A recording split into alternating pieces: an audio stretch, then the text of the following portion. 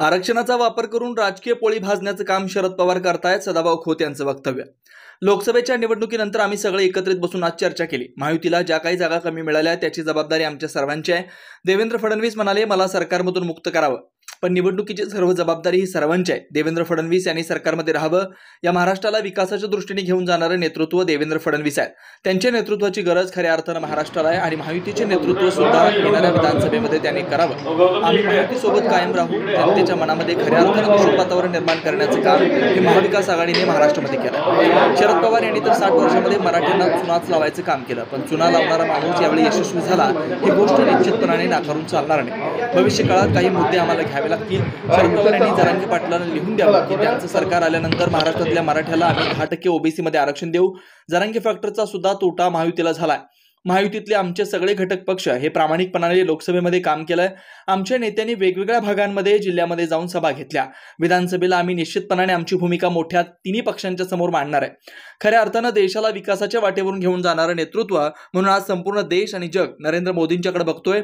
India आघाडी खऱ्या अर्थानं लुटारूंची टोळी आहे, ही टोळीवाल्यांची आघाडी आहे। म्हणून आम्ही एक इस्लामपूरला मेळावा घेतला। आमची लढाई भारत विरुद्ध इंडिया अशी आहे। भारतातली कष्ट करणारी जनता यांना घेऊन आम्ही लढतोय। या निवडणुकीमध्ये खऱ्या अर्थानं अनेक बागुलबुवा निर्माण केले गेले आणि त्याचाही परिणाम या निवडणुकीवरती झालाय। महाविकास आघाडीचे नेते शरद पवार आणि त्यांचा सगळा कंपो हे आता जरांगेला कामाला लावणार आहेत। मनोज जरांगे यांचं आंदोलन आता विधानसभा निवडणुकीपर्यंत चालेल। आरक्षणाचा वापर करून राजकीय पोळी भाजण्याचे काम शरद पवार करतायत। कांदा प्रश्नाचा फटका या निवडणुकीत बसला। दूध सोयाबीन याचा देखील फटका या निवडणुकीत बसलाय।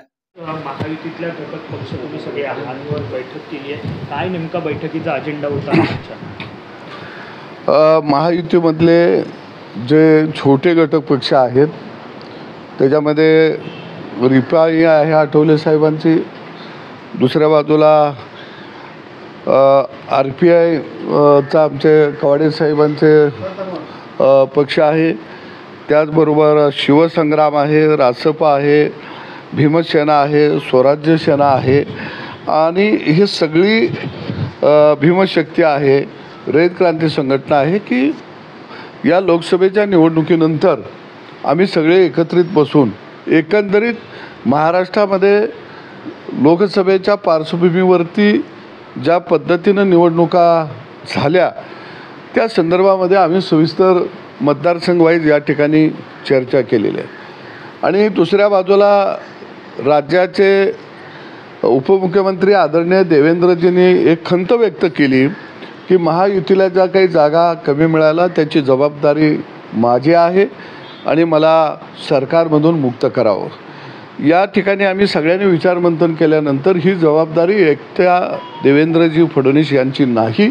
तर ही जबाबदारी सर्वांची आहे, महायुतीची जबाबदारी आहे। त्यांनी सरकारमध्ये राहावं आणि जनतेचा विकास कसा होईल, महाराष्ट्राचा कसा विकास होईल या दृष्टीनं त्या ठिकाणी काम करावं। देवेंद्र फडणवीस हे एक कार्यकुशल संघटक आणि या महाराष्ट्राला विकासाच्या दृष्टीनं घेऊन जाणारे एक नेतृत्व आहे आणि ह्या नेतृत्वाची गरज खऱ्या अर्थानं महाराष्ट्राला आहे आणि महायुतीचं नेतृत्वसुद्धा येणाऱ्या विधानसभेमध्ये एकनाथ शिंदे साहेब असतील, ते असतील, दादा असतील यांनी करावं। आम्ही त्यांच्या बरोबर आहोत।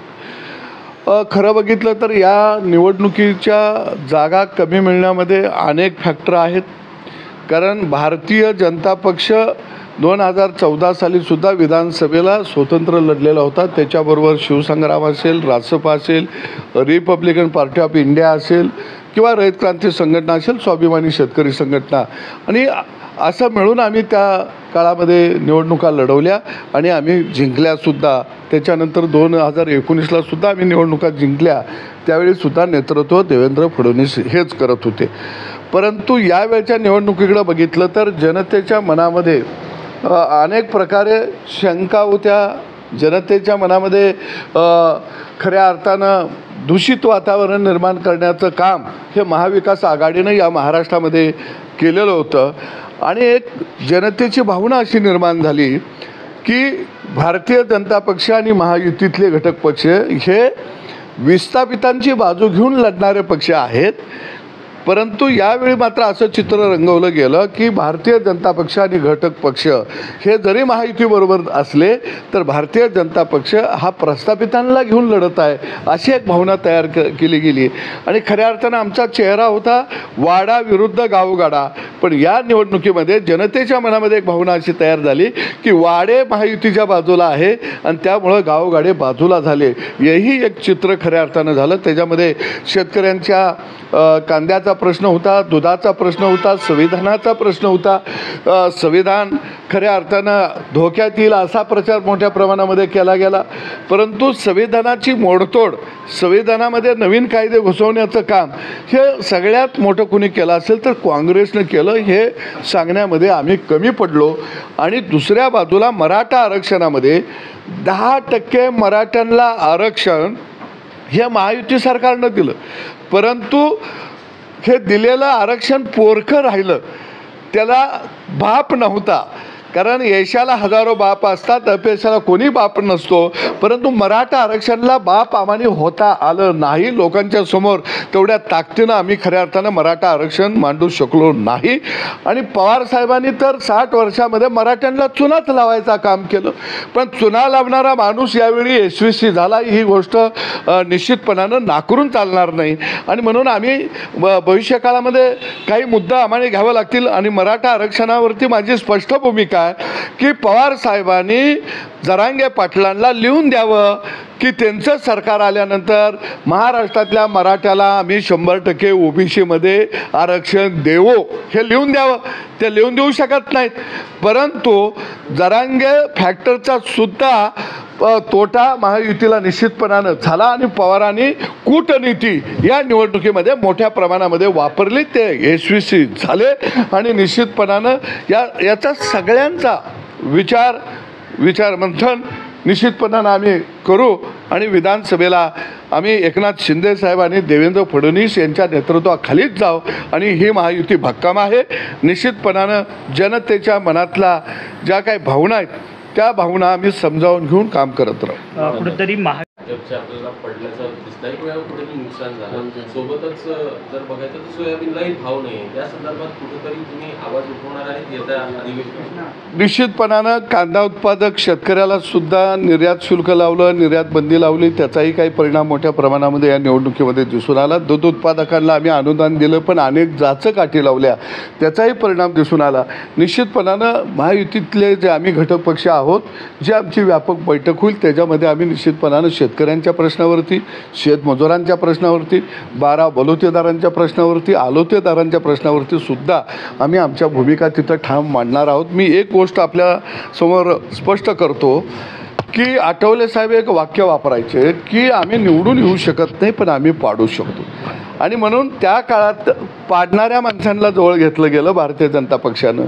शेतकरी चळवळीतले नेते आम्ही शिवार फुलवू शकतो, खळ्यावर धान्याची राज उभा करू शकतो, पण आम्ही धान्य भरू शकत नाही. आमच्याकडे पोती नाहीत, ती पोती भारतीय जनता पक्षाकडे. आणि म्हणून मी भारतीय जनता पक्षाला विनंती करेन की आम्ही असंतोष निर्माण करणारी माणसं आहोत. या माणसांना खऱ्या अर्थानं सन्मान द्या, एवढीच आमची अपेक्षा आणि भूमिका. ह्याच्यापेक्षा आमचं मागणं काही नाही आहे. ठीक आहे, चलो. अनेक वेळा खंत व्यक्त करण्यात आली होती की सन्मान जो आहे तो या छोट्या पक्षांचा होत नाही. आता तरी विधानसभेच्या अनुषंगानं हा सन्मान होईल का काय? निश्चितपणानं महायुतीतले आमचे सगळेच घटक पक्ष हे प्रामाणिकपणानं लोकसभेमध्ये काम केलं. अनेकांनी आमच्या नेत्यांनी वेगवेगळ्या भागामध्ये, जिल्ह्यामध्ये जाऊन सभाही घेतल्या.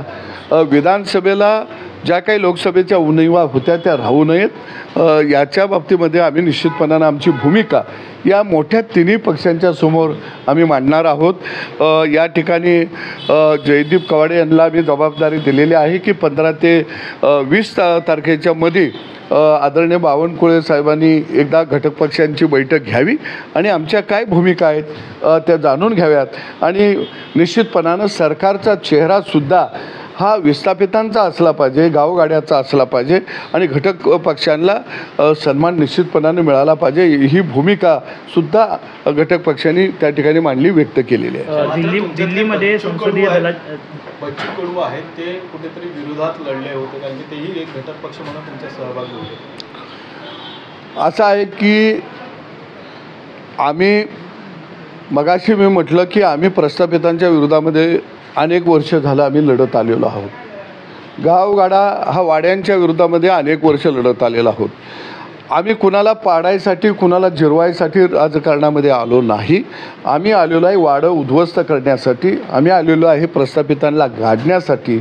आणि म्हणून निश्चितपणानं की आम्ही काही घटक पक्ष हे भारतीय जनता पक्षाबरोबर आहेत, काही घटक पक्ष हे एकनाथ शिंदेसाहेबांच्या शिवसेनेबरोबर आहेत, काही घटक पक्ष अजितदादांच्या बरोबरही आहेत.